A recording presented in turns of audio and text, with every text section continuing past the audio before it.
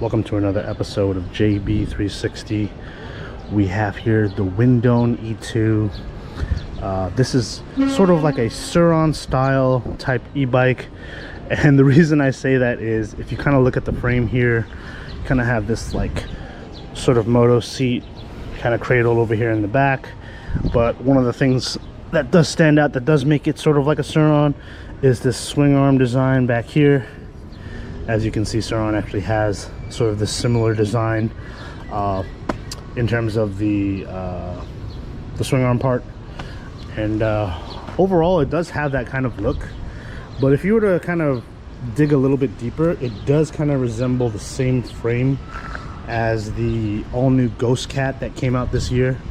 If you notice here, it has like sort of this frame design where it's kind of like curving down here, and you kind of have the section for the shark pack over here, and you know, the controller over here, and sort of the light controls over here as well. But yeah, you have that suspension in the middle with that triangle as well. So yeah, I would say that it's definitely sort of like resembling that sort of enduro sport type look, you know, between the Ghost Cat and the Sur-Ron. So I can see why people kind of point that out when looking at the Windone. And yeah, the E2 is a really nice looking bike, I have to say. And at the end of this review, we'll also talk about my favorite upgrades in terms of speed upgrades, in terms of brake upgrades, mods and stuff like that. We'll talk about it at the end when I give sort of my full review, my full recommendation for this bike. But overall it looks great, you know, in terms of design. So if we go back here, as you'll notice, we are rocking mag wheels on the back and the front of the bike. This is great because you don't have to deal with sort of that like spoke maintenance in case you're going over like crazy bumps, you know, crazy like potholes and stuff like that, which does make it ideal for taking this thing off-road, which is really nice. So yeah, we're rocking a 500 watt nominal motor in the back. This peaks at about 750 watts. And we are also rocking 20 by 4 inch off-road tires. These are sort of not like heavy duty tires. These are sort of your like, you know, cheap little, you know, CST tires that you would put or you would see on sort of these stock e-bikes, these fat tire e-bikes. One of the upgrades I would probably do, because I don't do much off-roading, is I would probably switch this out to maybe street tires, possibly some Ultraverse dual sport tires, because they're a bit more economical.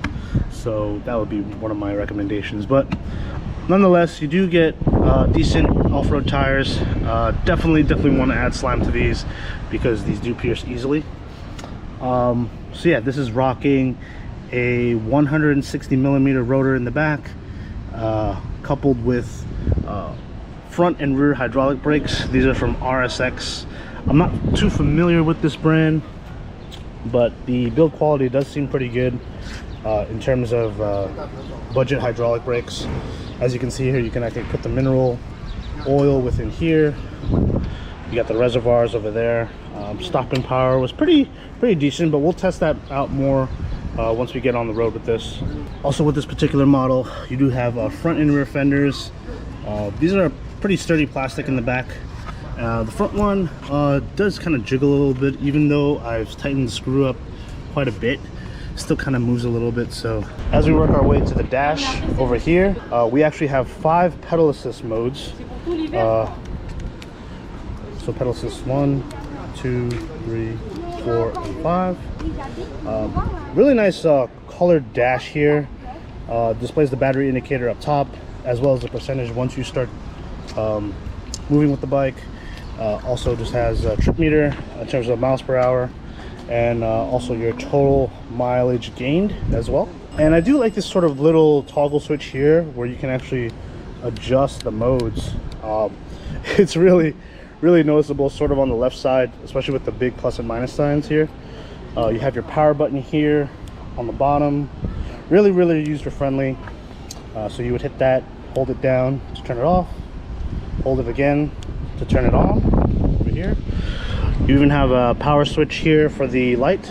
So once you toggle that on, you can see the headlight It's not that bright. I wouldn't say it's really the brightest light. It's you know, good enough for pedestrians and cars to kind of see you on the path, to see you on the road, and that's really what it's really, you know, meant for.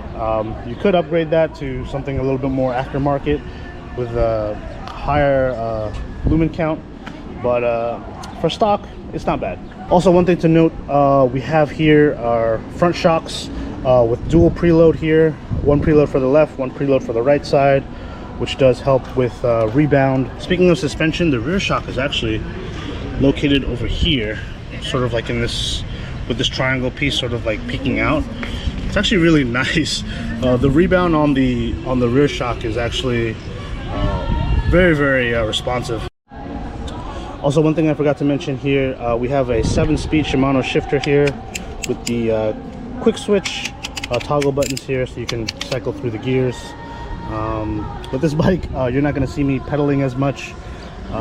This bike, you know, you'll really mainly be using the throttle here, which is equipped with a half twist throttle on the right here.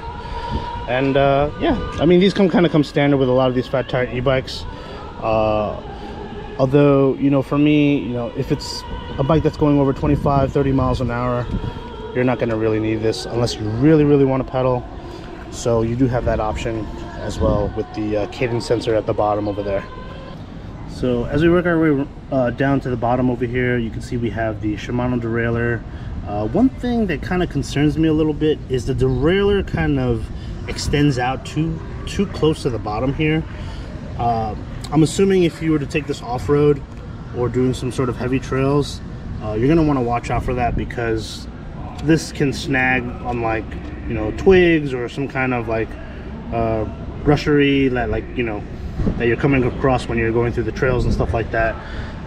It is kind of low, probably about, like, you know, I don't know, like 4 or 5 inches from the ground, but still it's a little bit low for my liking if I were to take this off-road. So just another thing to note. I do like the removable battery here. Even though it is only 48 volt, it does give you the option to kind of remove it from the mount here with this particular Shark Pack and take it in to charge it, you know, say in the office or at home and stuff like that. Oh, another thing I forgot to mention, it does have a working rear light as well over here. It doesn't illuminate that brightly, but it does illuminate. And you have this little plate holder here. If you decide to maybe upgrade this bike and have it registered or whatnot, you do have license plate mounts here. These are kind of small, but I mean, they are there for you to use if you happen to do so. Yeah, guys, so let's take the E2 out for a test ride, give our full opinion on it, and see how this thing rides. Alright guys, so we're going to go ahead and do a little bit of a top speed test on pedal assist 5, all throttle, and we're going to enable our GPS signal here.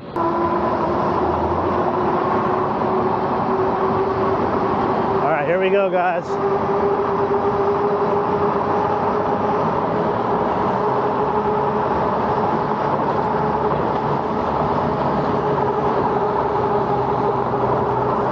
Shows 27 on the display. We're gonna see if that GPS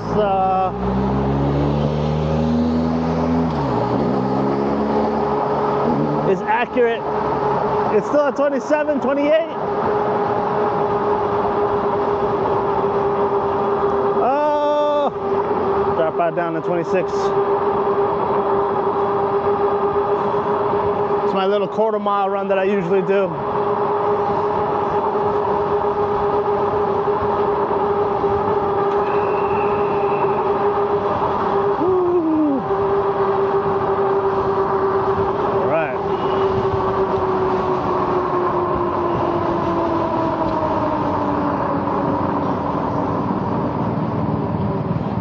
Let's see what we got for top speed here. I have here the max is 25 miles an hour. And I've seen other reviewers sort of get that same number. And I don't think there's really any way to unlock it besides possibly doing like a shunt mod to the controller. But it claims 28, but it's actually 25 miles an hour for a top speed. All right, guys, so first thing off the bat is the suspension, especially the rear suspension, is super, super comfortable for this type of bike. It's really nice, actually. Has some good rebound, but you can actually feel it once you sit on the seat. That rebound is really, really solid. In terms of acceleration, there is a little bit of a throttle delay, maybe I'll probably say about a second, maybe a second and a half. Once you twist it, it's sort of like, takes a little bit of time to kind of get going. But look at these bumps here, like, it just handles it super, really, really nicely.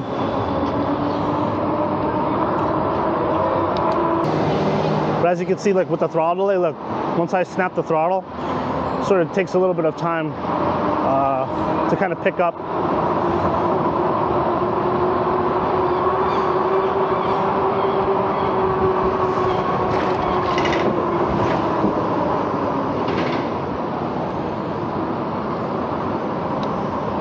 Oh, this is gonna be messy.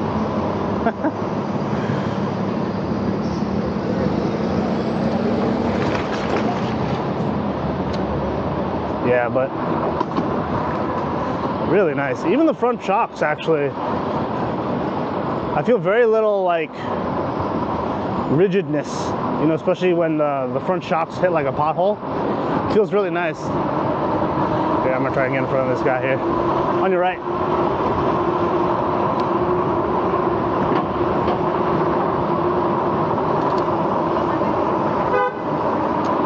I don't 100% trust bike lanes, as you can see here.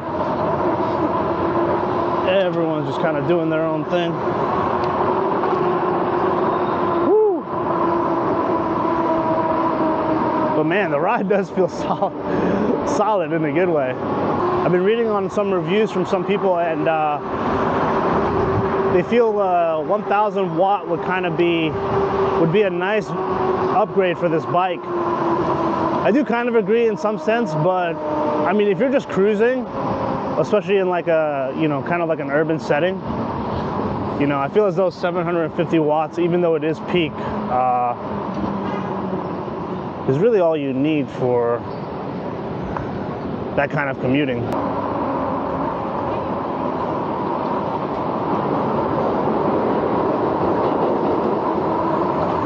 Right side.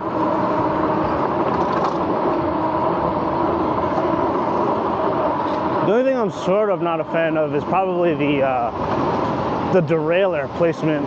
Where it is kind of a little bit crazy. It's a little bit low.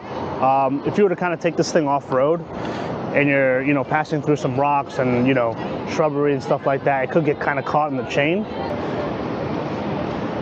Do you have that on a boosted board? Yeah. Oh, it's so sick, dude. Yeah, that's awesome, man. I've seen those with one wheels too. I mean, with the, yeah, that's crazy.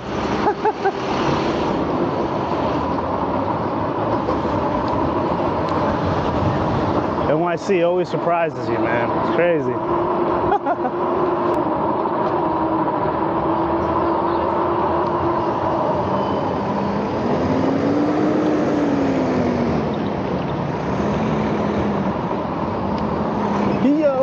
What the fuck? Crazy. You gotta watch out in NYC, man. Yo, this is nuts, man.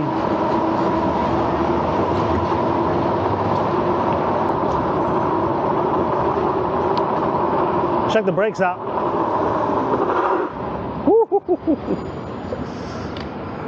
That's pretty solid. So I would say maybe for an upgrade, if you were planning on increasing the speed of this, you know, whether with a motor swap or with a controller swap, highly recommend switching over to bigger rotors. I think right now this is like running like 160 or 180 millimeter rotors, and they grab nice, the RSX hydraulic brakes, but you need a bit more stopping power. So I would probably like increase that rotor size to about like 203 or even 220 in certain applications.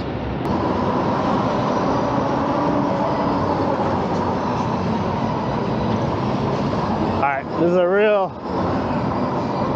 bump test. Oh yeah. Yo, this feel this is crazy. Wow.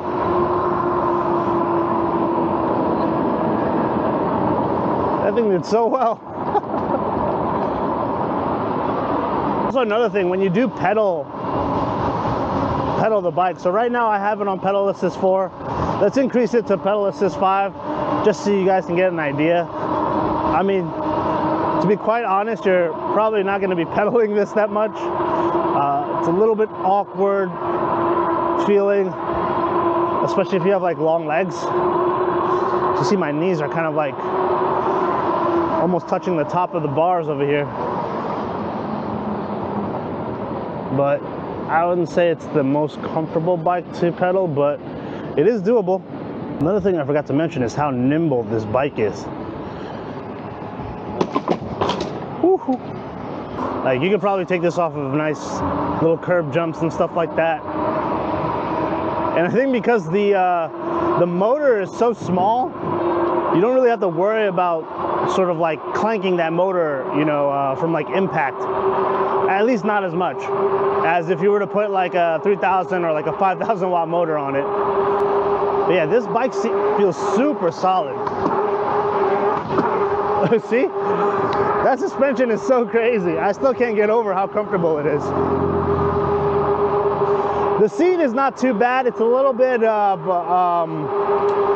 I mean, you don't really sink in too much. Like, it's pretty firm. I don't know how it would fare like doing like maybe like 2-3 hours of riding, but only time will tell.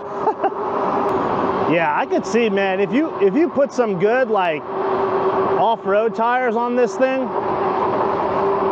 like you could take this on like a single track or something like that and just kind of like rip it, you know.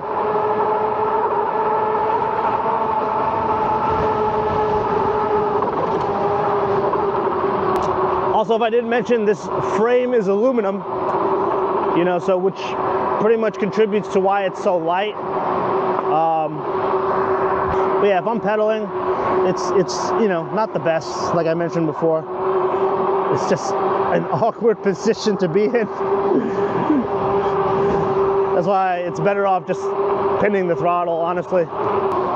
So in terms of the other pedal assist modes, if I put it on, let's start with pedal assist 1. Let's just see what we can get off of a roll. You know, we did the GPS verification earlier. It's a little bit faster than what it really is in terms of display to actual GPS. So this thing's probably going about 15 miles an hour off of mode 1. Now if we go to mode 2, let's see.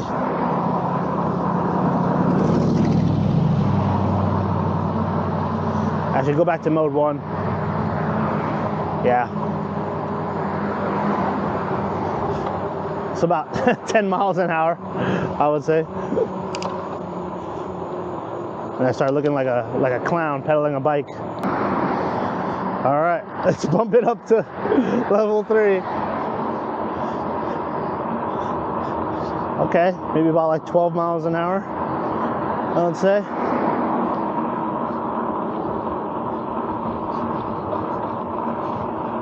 Ugh.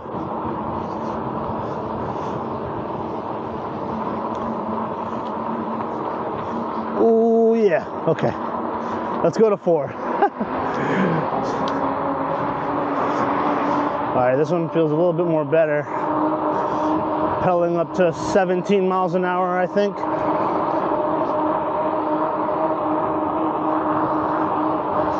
All right. Now mode 5, let's go. Okay, about 20 miles an hour.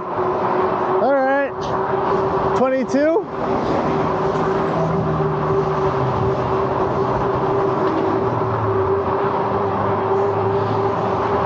Yeah, 23, not too bad. I like that.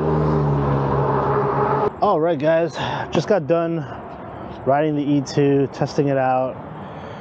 It's definitely a bike, if you were to be in a city like New York City, can handle potholes, can handle those big bumps, no question. All right, in terms of pros, gotta hand it to Windone for putting decent suspension on the front and the rear. It feels like you're almost on like, not like a mattress, but it has that very springy feeling, especially when you're going over bumps.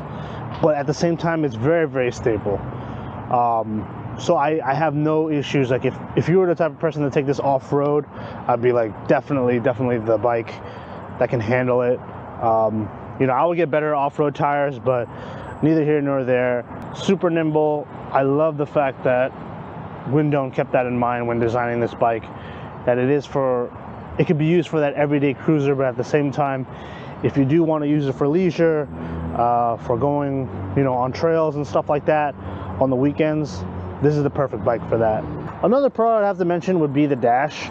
I do love the LCD screen. The display is really nice, super bright. Has all your necessary information here, you know, in terms of trip, in terms of battery and stuff like that. But I do love this sort of dial here, the plus and minus, sort of like cycling through the modes. It makes it real obvious, especially for a lot of entry-level riders, you know, when to switch modes and stuff like that.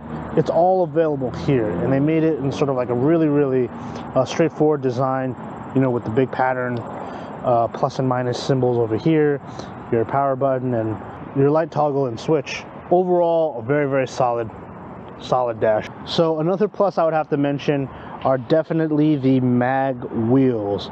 I cannot stress to you how much it pains me to have to deal with spokes, especially when you're dealing with ones that like pop out and stuff like that, having to constantly tighten, you know, this spoke, seeing which one is loose and whatnot. Like, going with mag wheels is really the best, was really the best choice for this type of bike. All right, going over the cons, I think this could have been upgraded to maybe a 750 watt or 1,000 watt motor, you know, especially for this type of bike that can sort of handle those bumps, those sort of like rugged environments. A little bit of a speed increase would have, I believe, helped this bike a little bit. If you were to increase that motor size, you know, by about, you know, 750 watts or 1,000 watts, I think you're only, you know, increasing it by a good like few hundred, maybe $300, $400, especially if you get like a good Bafang motor and stuff like that. But neither here nor there. I believe it would have been nice to see a higher rated motor. I feel as though it's sort of missing out with this type of frame. The other con I would say, and this, you know, maybe, you know, not a big deal for people, but Shimano gear shifters, not a big fan of those, especially with the derailleurs this low. I think it'd be sort of like a hazard, especially when, you know, taking it in wooded areas and stuff like that. I think they could have gone with maybe like a sort of a alternate derailleur choice, because this one's a bit low, and especially if you're doing jumps and stuff like that, this thing sort of clanks and hits the gear over here. You know, especially if you get too low on the rear suspension, this derailleur kind of hits your gears over here, and it could snag on something in the forest and stuff like that. So, not really a big fan of sort of this big sort of derailleur Shimano system here. Yeah, overall, man, I have to admit, this bike really surprised me. You know, at first I was like, oh, this is like a really budget like Sur-Ron bike look-alike, but honestly, this thing I do see a lot of upgrade potential. If you guys actually check out Endo Prism's YouTube channel, he actually upgraded the E2 to 72 volts, I believe. He was able to remove this shark pack and put like a gargantuan rectangular battery over here to kind of fit. And you know, he's running I think like 72 volts and maybe like 3,000 or 5,000 watts in the back. But they actually do have online, if you check on eBay, they have hub motors that have the mag wheel design as well. The same thing, the same design that you see here. So it would be a perfect fit if you're worried about it not sort of matching. Like if you had spokes in the back and you had mags in the front, they actually do have a mag wheel type motor. I believe it's 4,500 watts. So yeah, I do see upgrade potential in that. just word of advice, if you guys do use this as an upgrade bike, or you do sort of mod this thing out as like a budget build, definitely want to invest in some good torque arms. This frame itself is aluminum. It could be subject to sort of dropouts, stripping and stuff like that, especially with the high-speed motors. So I would definitely look into getting some good torque arms on the rear side for the rear motor. But yeah, guys, overall, I would highly recommend the E2, even as just a cruiser or sort of your everyday commuter, especially if you live in a big city where you don't really have to go too fast. I think the E2 does a great job as stock. And then on the flip side, if you do want to upgrade this bike, I see a lot of upgrade potential, especially in the center position over here. You could put like a big pack, like a big Amorg pack, or even you can even throw even like a Sur-On battery in there. I don't know how tall some of the smaller packs are, like the 42 amp hour packs. Well, you could put it like right here. You would just have to really strap it tight, especially to the frame over here. You know, and throw a far driver underneath over here. You see over here, you kind of have this room to kind of put like a far driver, maybe even here or maybe under the seat, and swap out this motor for a 4500 or a 5000 watt, 3000 watt motor, whichever you like, and you should be good. And of course, obviously upgrade your rotors, because those 160s are not going to cut it, especially when you're going over 50 miles an hour. So yeah, guys, overall, highly recommend the Windone E2. Awesome e-bike, awesome budget build if you're starting, especially because it's under $1,000, and it's a great deal, and it's on sale right now. Put the link in the description below. But anyways, guys, hope you all enjoyed today's review. I'll be back with another one soon, possibly this week, possibly next week. But yeah, if y'all enjoyed the content, please be sure to like, comment, or even subscribe, and I'll catch y'all in the next one. Peace.